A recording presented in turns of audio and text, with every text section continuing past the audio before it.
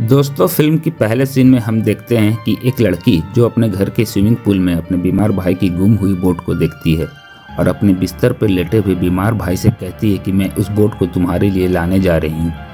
लड़की swimming pool के पास जाकर पानी में जंप कर देती है और अचानक ही कोई अजीब सी ताकत उसे पानी की गहराइयों में खींचने लगती है। जब लड़की डूब रही होती है तो उसे पूल के बाहर अपनी माँ दिखाई देती है। लड़की पूरा जोर लगाते हुए पानी से बाहर आने की कोशिश करती है, पर जब वो बाहर आती है तो उसे बाहर कोई भी नज़र नहीं आता। अचानक से दोबारा कोई ताकत उसे पानी के अंदर खींच लेती है। सीन यहीं पे कट होकर प्रेजेंट टाइम में शिफ्ट होता है। यहाँ हम रे की फैमिली को देखते हैं।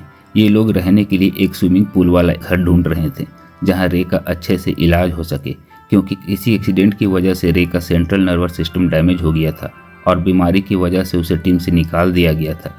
ये लोग रहने के लिए वही घर चुनते हैं जिसे हमने मूवी की शुरुआत में देखा था। घर शिफ्ट होने के बाद ये लोग पहला काम पुल की सफाई के बारे में सोचते हैं, जिसको करते हुए रे का हाथ कट जाता है।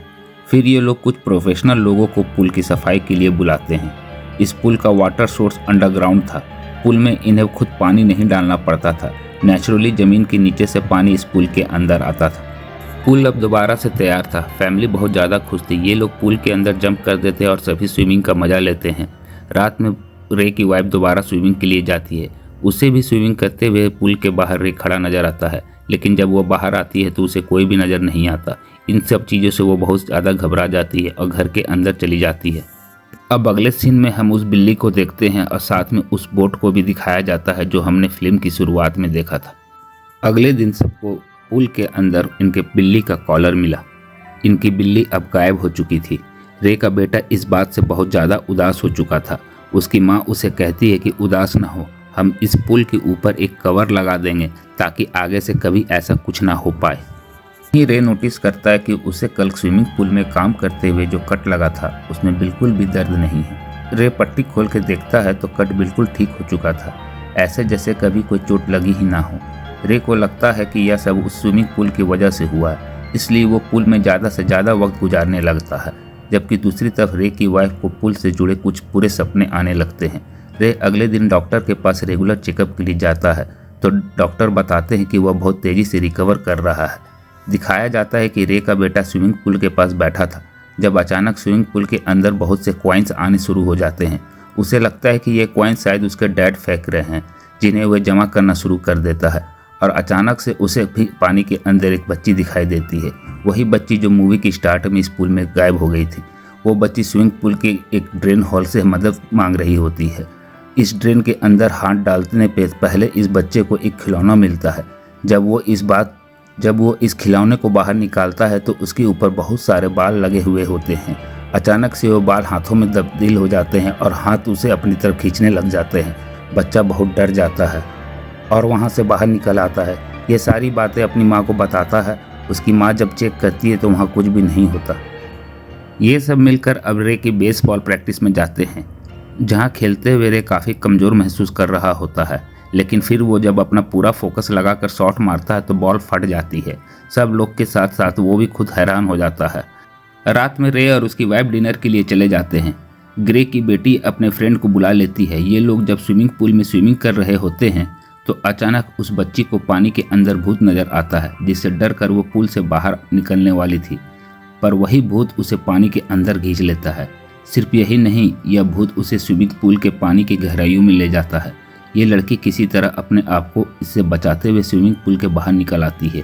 वो इतना ज़्यादा डरी हुई थी कि उसके भाई को भी समझ आ गई थी कि उसके साथ कुछ बुरा हुआ है।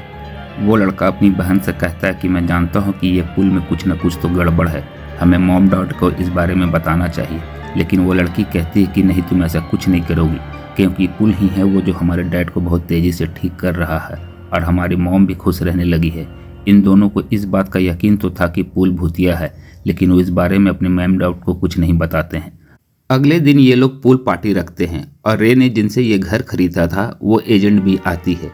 रे की वाइफ उनसे सवाल करती है कि मैंने सुना है 15 साल तक यह पुल बंद रहा, ऐसा कैसे हो सकता है कि इतने सालों में यहाँ रहने वाले लोगों ने इनका पुल का इस्तेमाल नहीं किया।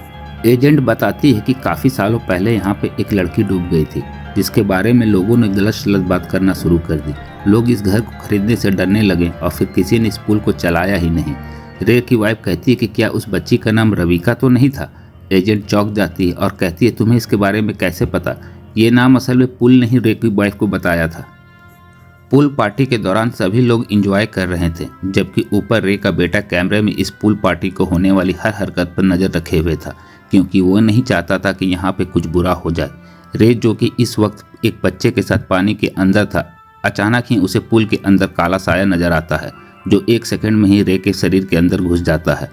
उस काले साये के कब्जे में आते ही रे उस बच्चे को लेकर पानी के अंदर चला जाता है। अपने रूम में खड़ा हुआ रे का बेटा यह सब चीज़ नोटिस कर लेता है और नीचे आकर अपनी माँ को ये सारी चीज़ें बताता है। वहाँ मौजूद लोग रे के हाथों से उस बच्चे को बचा लेते हैं। जिस बच्चे को लेकर रे पानी के अंदर गया था वो उसके कोच का बेटा था। कोच बहुत ज़्यादा नाराज़ हो गया था। वो उसके खिलाफ FIR भी कराना चाहता था, पर रे की वाइफ उसे समझाती कि वो रे की बीमारी की वजह से हुआ है। कभी अजीब हो चुकी थी, वो अजीब अजीब हरकतें कर रहा था, इसलिए उसकी वाइफ ने उसे अब कमरे में बंद कर देती है और खुद रूबिका यानी सालों पहले इस पूल में डूबने वाली बच्ची के ऊपर रिसर्च करना शुरू कर देती है। रिसर्च करते हुए उसे पता चलता है कि सदियों से इस पूल के अंदर लोग गायब होते आ रहे हैं। यह बात जानने के बाद वो खुद भी खौफ में आ चुकी थी। दूसरे दिन ये लोग पुल का सारा पानी निकलवा देते हैं और फिर रूबिका के मॉम के पास जाती है और उसे पूछती है कि रूबिका के साथ ऐसा क्या हुआ था और उनका बेटा जो बहुत ज़्यादा बीमार रहता था आज बिल्कुल ठीक कैसे हो गया और शहर का इतना बड़ा आदमी कैसे बना। वो औरत कहती है कि तुम जो सब कह रही हो वो सब झूठ है, मेरी कोई बेटी ही नहीं है। लेकिन रे की वाइफ के ज़्यादा फोर्स करने पर वो औरत ने विशिंग वेल की एक कहानी सुनानी शुरू कर दी। एक ऐसे कुएं की कहानी जिसके अंदर सिक्के डालने से लोगों की विश पूरी हो जाया करती थी, क्योंकि विशिंग वेल का पानी जादुई था और इसलिए उस पानी की पूजा भी की जाती थी। लेकिन कहानी में एक ट्विस्ट भी है। जब जब कोई इस पानी को अपनी विश पूरी करने के लिए कहता था तब तब पानी एक कीमत मांगता था। और इस औरत की कहानी यह थी कि रूबिका का भाई बहुत ज़्यादा बीमार था, जिसे हमने कहानी के शुरू में ही देख लिया था। उसकी मॉम उसे ठीक करना चाहती थी, इसलिए उन्होंने इस पानी से विश मांगी और इस विश को पूरा करने की कीमत उन्होंने अपनी बेटी को पानी देकर अदा की। यानी आसान भाषा में कहें तो उन्होंने अपने बेटे को ठीक करने के लिए अपनी बेटी को सेक्रीफाइस कर दिया। उस औरत से बात करते हुए रे की वाइफ नोटिस करती है कि इस औरत के काले आंसू निकलने लगे थे।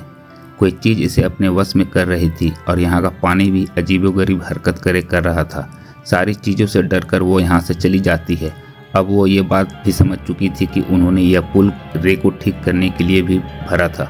रे तो ठीक हो जाएगा, पर यह पानी किसी न किसी एक बच्चे को निगल लेगा।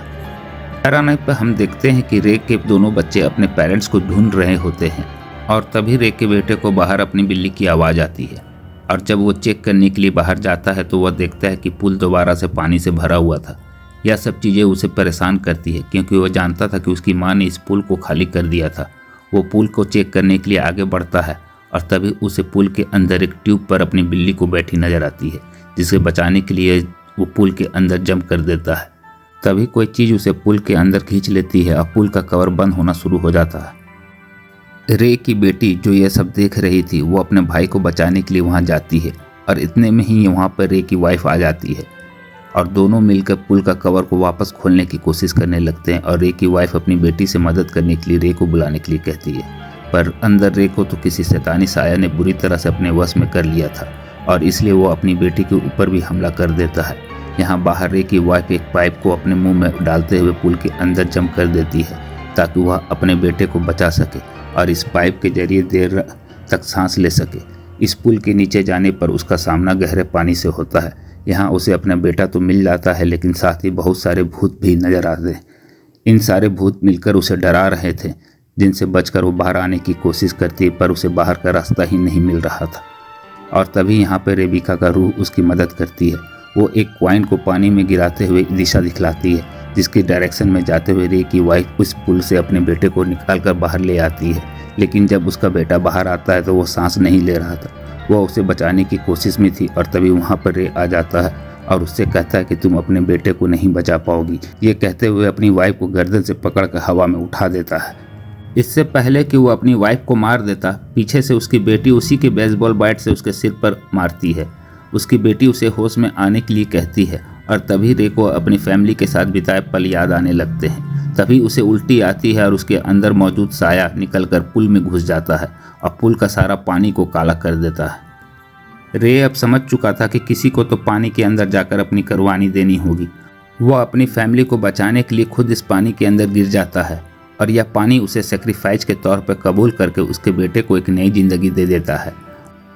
और मूवी के आखिरी सीन में दिखाया जाता है कि रे की फैमिली उसे बहुत याद कर रही होती है और अब वो एक फैसला कर रही होती है कि वो अब इसी घर में रहेंगे ताकि आइंदा कभी कोई इस पुल के पानी को ना जगाए और यह पुल किसी और आदमी की जान न ले।